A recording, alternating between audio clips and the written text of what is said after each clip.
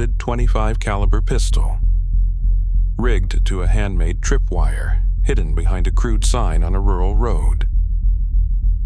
If the school bus driver had pulled that sign just a fraction of an inch further, the gun would have fired directly into her chest. But this lethal booby trap wasn't a random act of violence. It was the climax of a psychological terror campaign that held an entire American town hostage for over a decade. Uncover the chilling mystery of the Circleville Letters.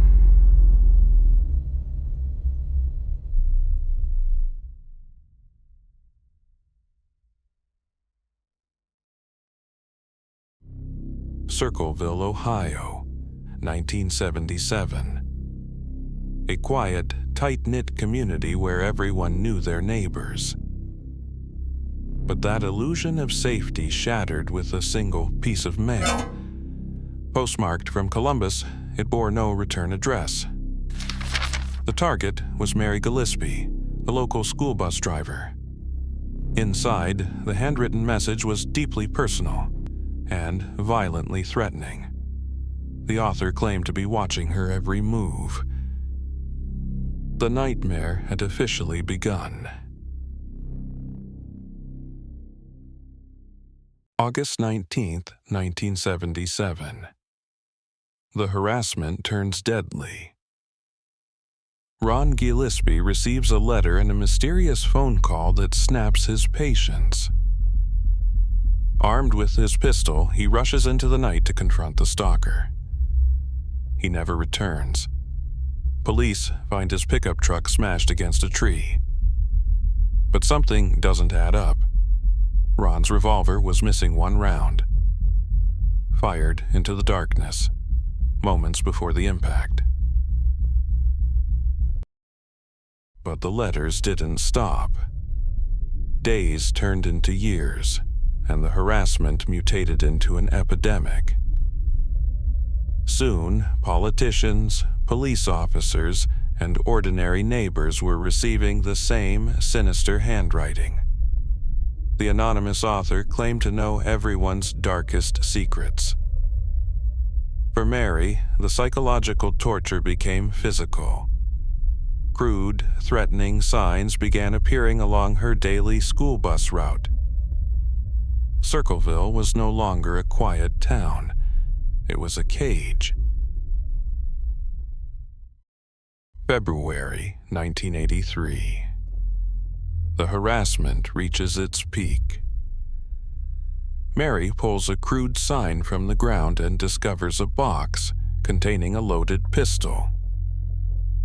Forensic analysis of the gun reveals a filed-off serial number, but police manage to recover it. The weapon is traced back to Mary's former brother-in-law, Paul Freshour. Paul denies everything, but his handwriting tells a different story.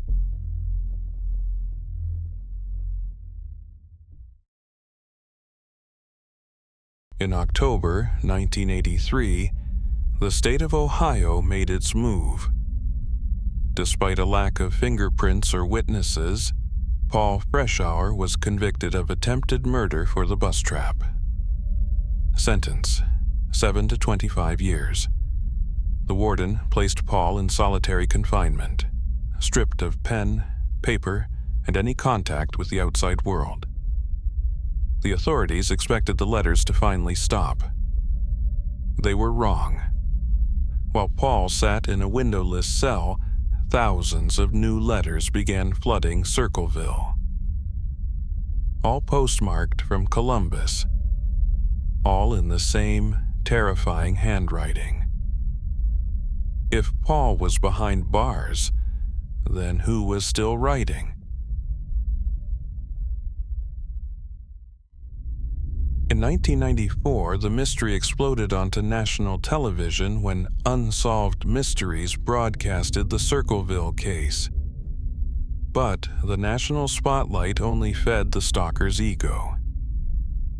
While still locked inside his cell, Paul Freshour received a letter. The anonymous writer was taunting him.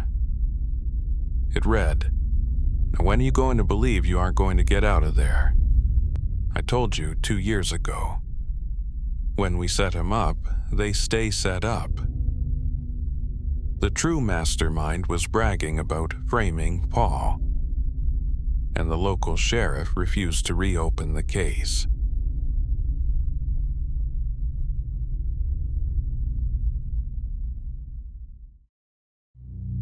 If Paul Freshour was the perfect scapegoat, then who was the real mastermind?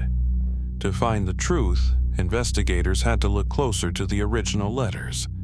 The anonymous author obsessively claimed that Mary Gillespie was having an affair with the local school superintendent, Gordon Massey. For years, Mary vehemently denied these accusations. But during Paul's trial, a shocking revelation silenced the courtroom. Under oath, Mary finally admitted that the affair was real.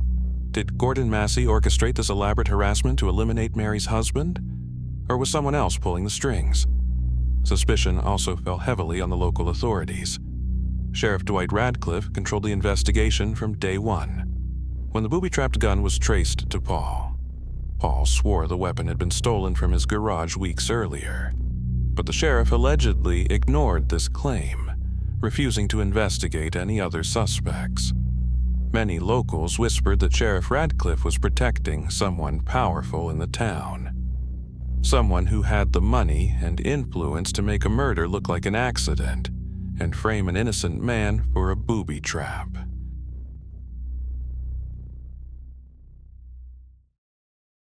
Paul Freshour spent 10 long years behind bars, maintaining his absolute innocence. Yet, the Circleville Letters never stopped. The anonymous author continued to terrorize the town, sending highly personal threats disguised as holiday greetings. They targeted Mary's daughter, local officials, and anyone who dared to speak out. If Paul was truly the mastermind, who was mailing these letters? Was there an accomplice? Was it a massive local cover-up? Or was the real author someone hiding in plain sight all along? In 1994, Paul was finally released. He spent the rest of his life trying to clear his name until his death in 2012.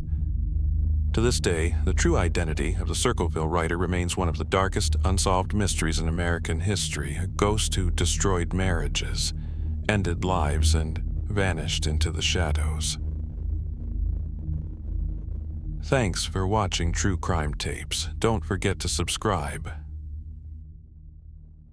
And keep your doors locked.